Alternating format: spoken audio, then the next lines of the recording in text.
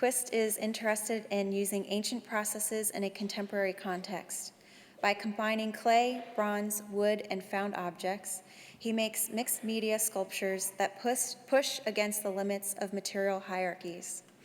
Working intuitively, Qwist creates order and meaning from the fluid nature of the creative thought process. Qwist holds a BFA from Colorado State University and an MFA from the University of Nebraska-Lincoln. He completed a residency at the Archie Bray Foundation and is currently a resident at the RARE program in New Mexico. Please welcome Qwist.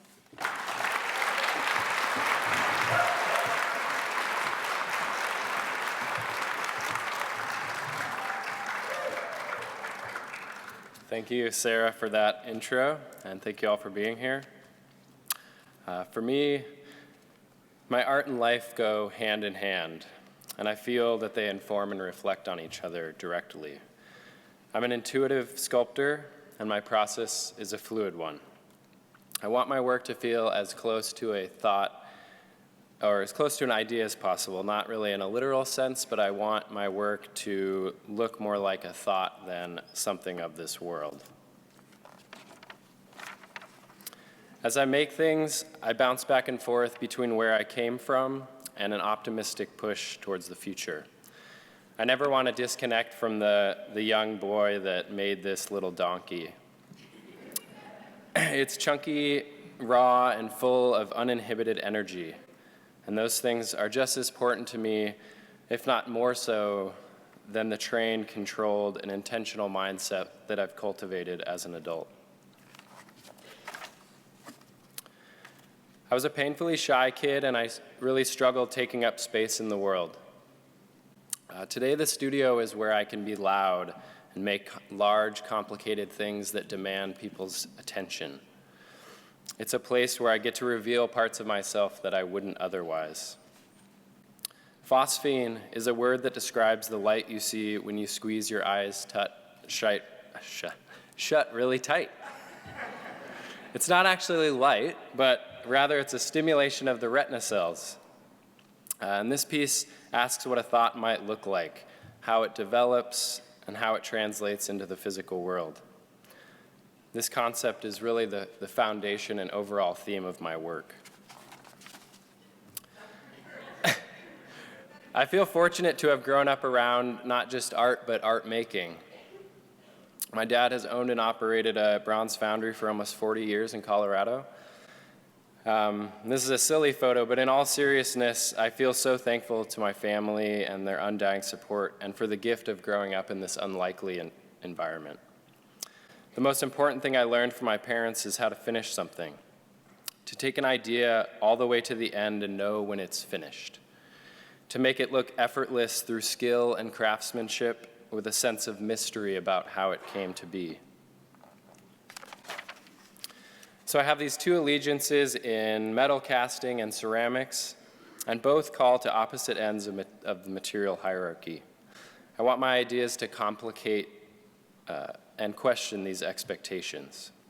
Here I've combined ceramic and aluminum to show the positive form of something normally unseen. This was molten aluminum poured down an anthill, and I was renovating an old house at the time and was interested in unearthing and revealing forgotten histories. In college, Sanam Imami gave me the gift of pottery and taught me to expect more from myself. Sanam, I still hear your encouraging voice in my head every time I make something. And Del Harrow completely changed the rigid framework I had constructed around what can be considered an art object. Thank you both for your knowledge and support throughout the years. In heavy shadow, the bronze becomes the subservient material to the ceramic. I'm interested in whether value is inherent in material or if it's imbued through craftsmanship. I don't want my work to feel like it's going to fall over, but I am interested in it retaining some sort of energy from the making process. In the past, I was resistant to concept and was focused on formal ideas. I naively thought these things could be separate, but it started to become clear to me that even the most abstract formal piece was revealing parts about myself. It wasn't until 8 years ago that I started to really understand that for myself. I lost all the hair on my body to an autoimmune disease called alopecia. At first, it was something I tried to hide in fear of losing my masculine mask. But after I made this piece Arch, I couldn't disregard the fact that my life was bleeding into my work. Towards Firmness is more about owning my new surface and celebrating its smoothness and sensuality and celebrating the reality of it. I was exploring toxic masculinity, pushing against feelings that I was having about losing clear symbols of my own gender. My work got softer and more sensitive, and I think that I also did as a person. My faculty at the University of Nebraska-Lincoln, Margaret Bowles, Eddie Dominguez, and Pete Pinnell, were so instrumental in this growth. Also, my grad colleagues who supported and pushed me along the way, especially Shalai Marsh. You set the bar high always, and you are a true inspiration. I wouldn't be here without all of you. Also, my friend Patrick Kingshill just wrote a really cool article on C-File. So, context has always been a big question for me. Where does my work make sense? This can be a difficult question, I think, with a material like clay that comes with a lot of historical baggage. Recently, I've begun seeking site-specific installation to deal with this concern. Dowsing for Before explored the strange feeling of nostalgia, both lived and vicarious. The 100-year-old orange orchard estate I was living on at the time in California had a strange, forgotten, almost secret garden feel. It always left me with a sense of sadness, yearning for a lost time of luxury and leisure, one that I had no access to. The owner of the property is a poet, and I wanted to collaborate with her, tying the exhibition to site-specific poems she was writing about time that she had spent on her property. And they were all about presentness, sightings of birds that sometimes only lasted seconds. And this was a great contrast to my work that was all about looking back.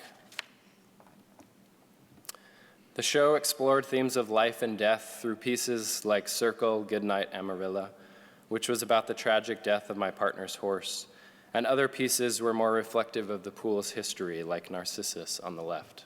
These are pieces you might have seen in the Expo Center.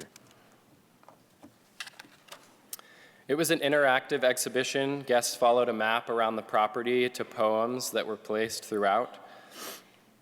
And there was a mix of materials once they arrived at the pool. And viewers were asked to question what was real and what had been transformed, and what was art and what was just an ordinary thing. And it really is there a distinction between those things. Some people were disappointed to find out that the pants here were just pants. A Splinter Forever was my most recent show that just closed at the Roswell Museum and Art Center. It was inspired by a lot of things, but sparked initially, I think, by this bronze called Spinario and other Hellenistic sculptures, because I'm interested in how they mark a shift towards conceptual thought very far back in history, mirroring kind of my own trajectory as an artist, I think. It's thought that this faithful boy was some sort of messenger, not stopping till after his job was finished to remove the thorn that had been lodged in his foot. I relate to the mentality of that boy, and he became somewhat of a symbol for my inner child as I worked through the concepts of this show. I see this exhibition as a love song to my partner of 12 years, Kara, and to myself. This work was an exercise in becoming a better, more honest person and unraveling parts of myself that I felt created barriers between the real me and the facade of me. As a Roswell artist in residence, I was granted 1 year to create without the pressures of a job in the traditional sense. The days have been long and thought-provoking, and I've been able to access a different kind of headspace. I'm getting married in June, and I've thought a lot about what will change after marriage.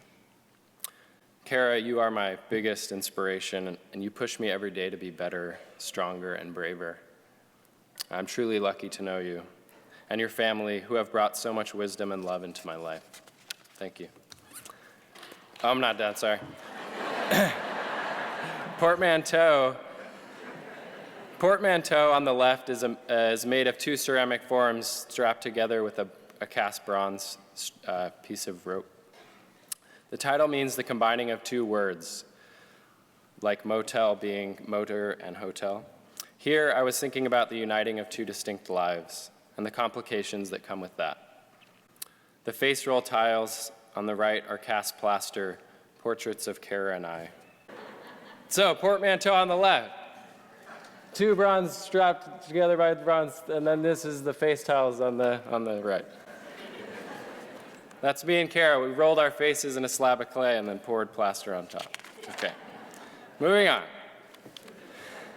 In ancient Greece, an ascetic is someone who went to work on themselves through discipline and diligence. Plato philosophized that fashioning the body was a fine thing to do, but that mastering the self was what really mattered. This image on the reg figureware pot shows an ascetic in action in a more literal sense. Athletes would rub oil on their bodies and throw dust on themselves, and after a match would scrape it off with a bronze tool called a strigil, and it would be collected and resold for its healing properties. Quite gross. Here in Accretion, I thought about my own participation in this ancient practice. I worked on myself to uncover layers of pain, shame, or anything else that kept me from having a deeper experience. The bottom shelf holds a bronze enlarged strigil that I created, and the top shelf is a container which is the drain trap for my studio sink. So it contains the history of creation of my entire exhibition, and the layers of material represent a record of the development of my ideas. I don't always know what my work means. That wondering is my drive.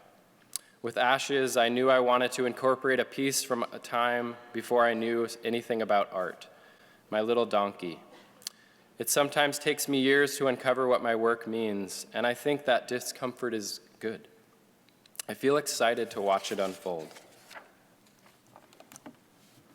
We all carry splinters in one form or another, burdens that weigh us down, and I feel that through my work I can lessen that weight. I hope to continue recognizing my own mistakes, exposing my blind spots in an active effort to learn about my place in the world. Thanks to NCECA for this generous award and the platform to talk about my work. Thank you.